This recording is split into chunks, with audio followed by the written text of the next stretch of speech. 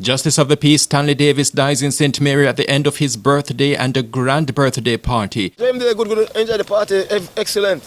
Everything was good. And my friend, my wife called my man, say, boy, the boss, so we say, yo, whoa.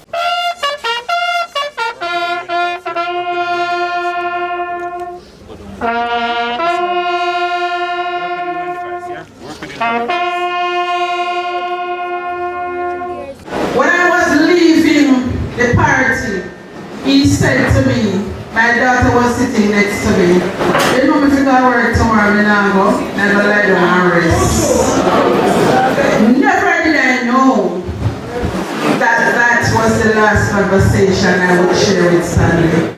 Many people did not know this about him, but he served his country well as a soldier. He was a people's person, right? Love everybody, got along with all the various age groups.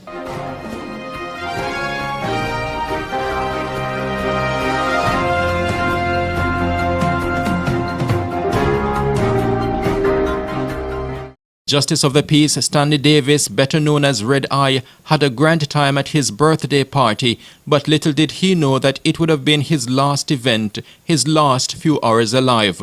It was a wonderful birthday party that night of the 20th. And afterwards, Mr. and Mrs. Davis retired to bed lovingly in the arms of each other. But death parted them a few hours later. The event unfolded on the night of Davis's 72nd birthday, December 28, 2022. The venue was the top of that roadside mansion which Davis was building at Content Retreat in St Mary.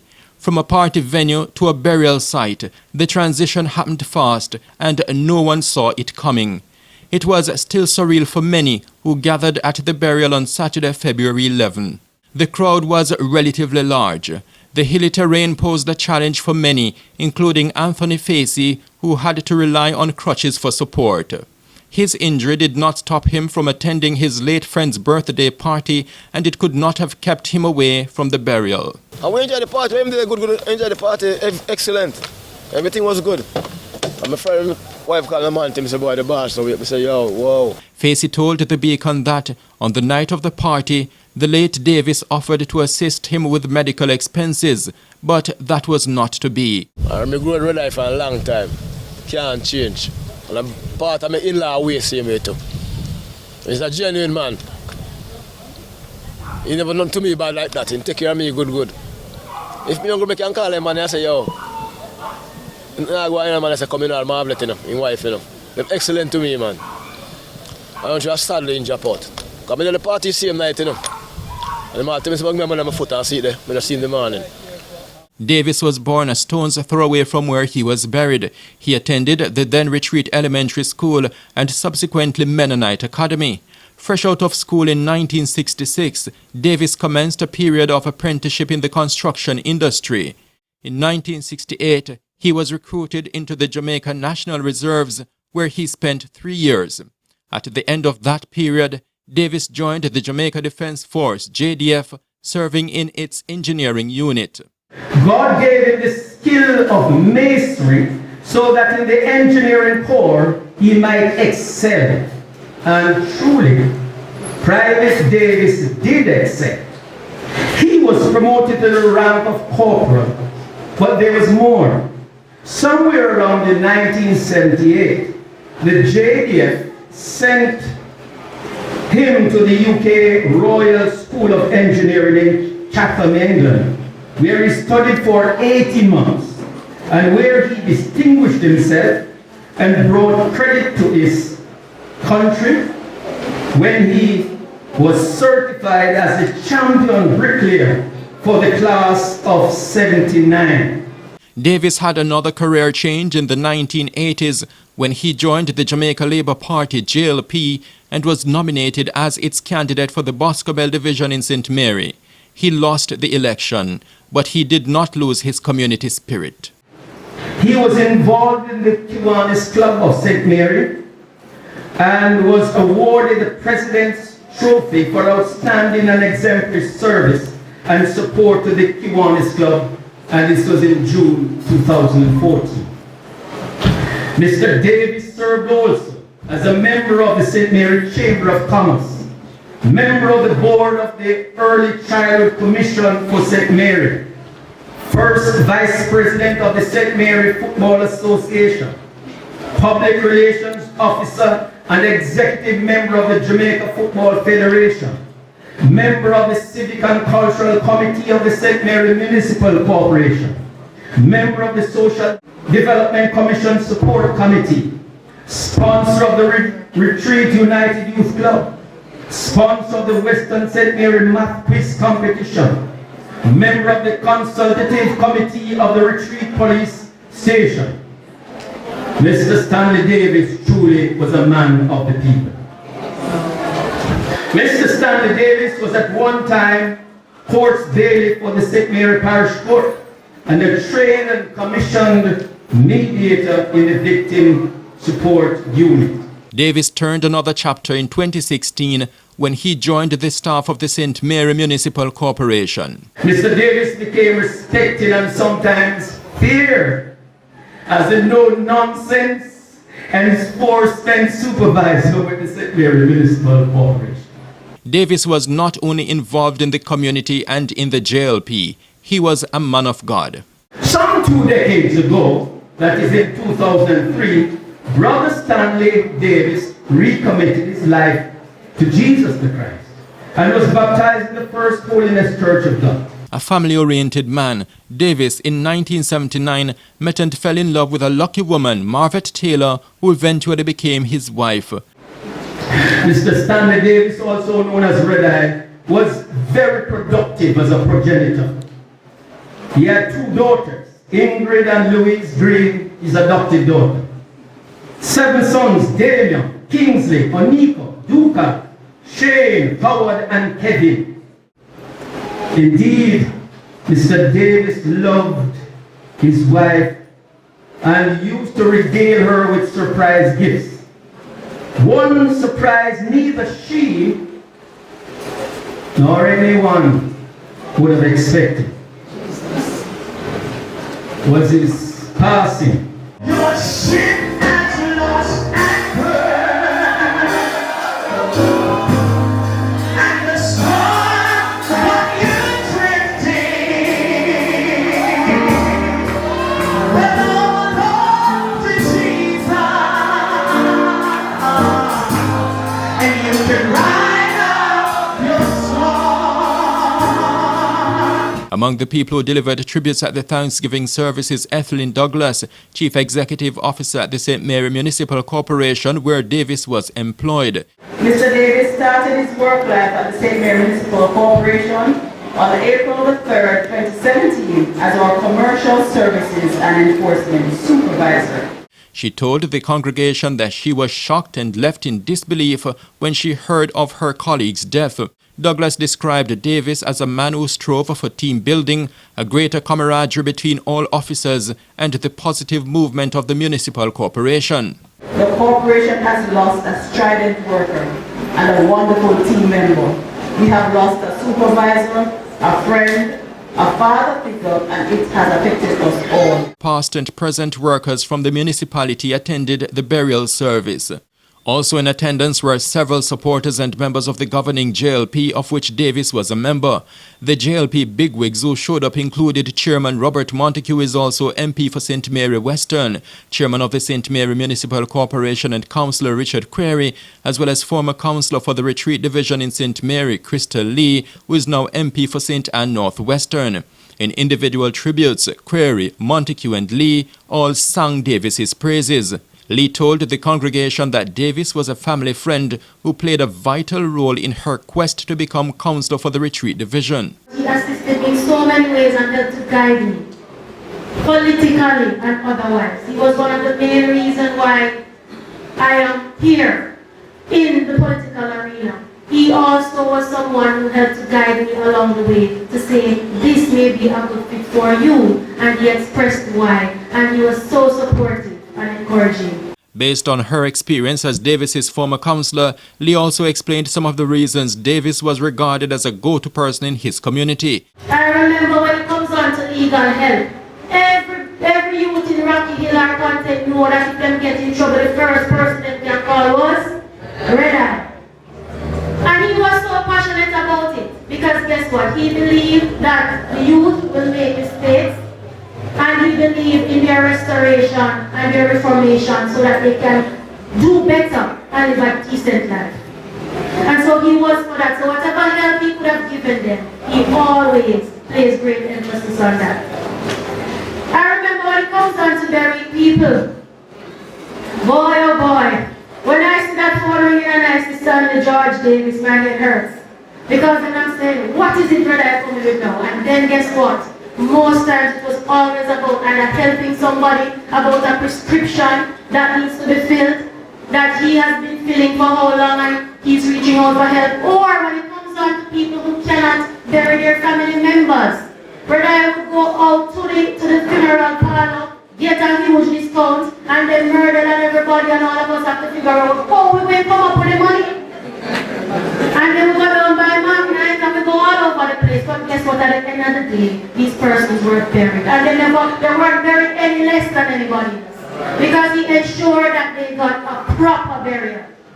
And he was that kind of a man. Lee also admired Davis's love for his wife. He had extremely good family values. His love for Muncie, Damien, Ingrid, the rest of the family, in particular his wife, Margaret. Oh boy, you would think he's going to Red Eyve alone and a wife. Because every time when he talks about Auntie Margaret, he would say, my wife, my wife. One of the things that stood out to me that always amuses me was whenever I attended the funeral in the division in those days, he would come up to do his tribute. And he would say, he would call up his wife, and he would say to them, I have a big voice, and I just talk, and I have a big voice, but I have a beautiful wife, and she sings like a Tweety bird. And Margaret, of course, would give a lovely rendition, and we were all blessed.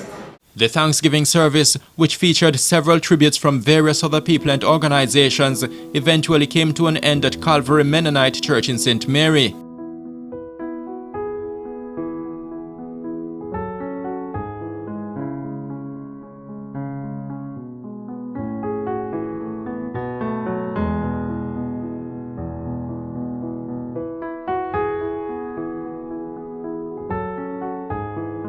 It was time for Davis's body to be brought home. The journey from the sanctuary to the burial site at his home was relatively short.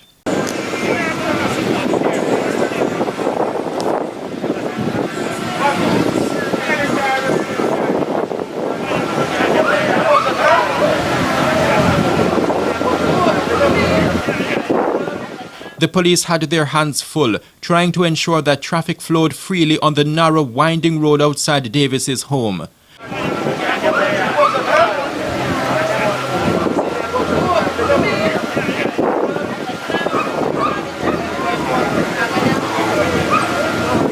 The walk from the main road downhill to the grave was a challenge for some, but they would not be deterred.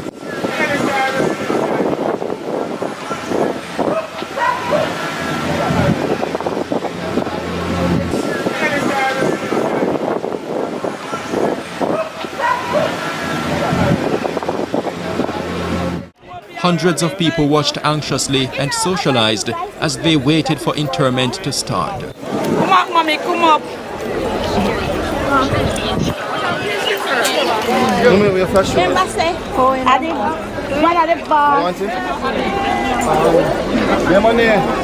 The hearse took the longer route.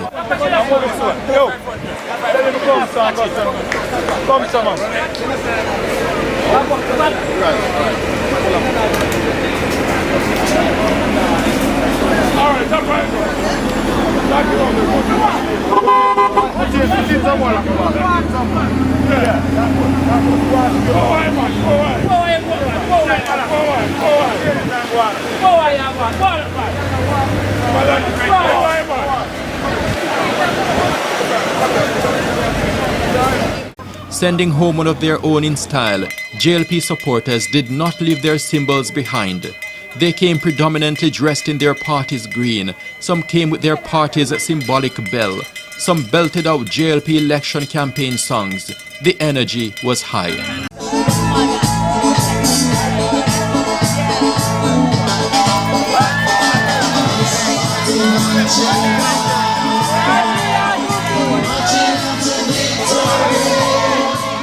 Pallbearers brought the casket to the grave. An attempt was made to facilitate a final viewing of the body, but crowd control was cumbersome.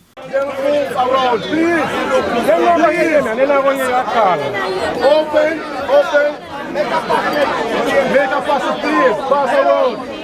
Look, pass around. Randy. Pass around this side. Look on this side, please.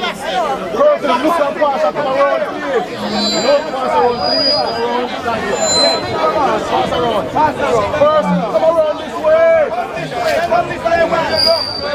Many people did not know this about him, but he served his country well as a soldier.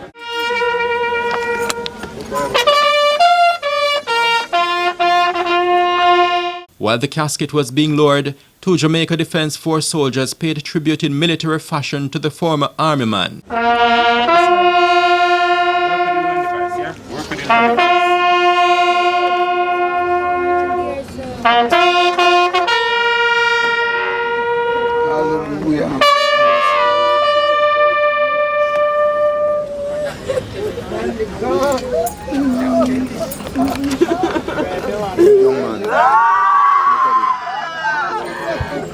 Thank you, gentlemen.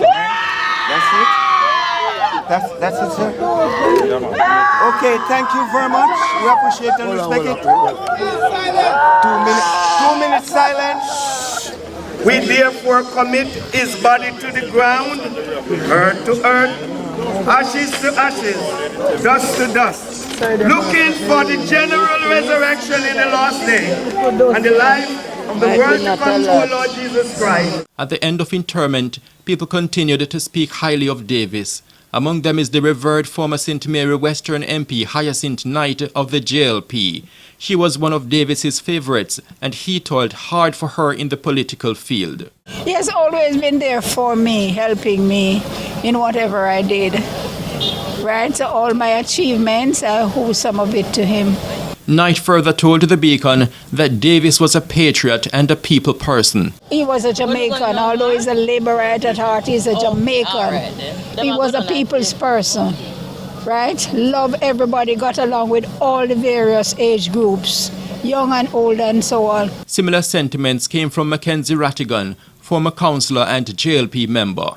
There was a lady who died the week before. She used to live right down there. And that was the mother of the host of the party. And he was saying to her, make sure me depend on the program, you know. Because I have to come talk about Mother Scott, you know. That was not to be.